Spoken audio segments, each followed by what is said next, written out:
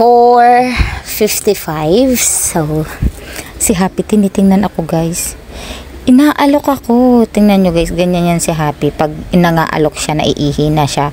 Pag kayang-kaya niya pang iihi niya, hindi yan pumupunta sa shop ko. So, eto na ako. Sino ba naman ako para hindi siya paihiin, diba? Ayan, dinala ko na siya agad sa park.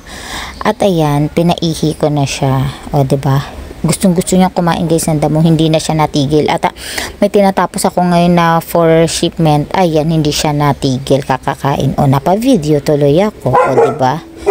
So, anyways, ayan. Umuwi din naman kami agad kasi baka umulan. Bye!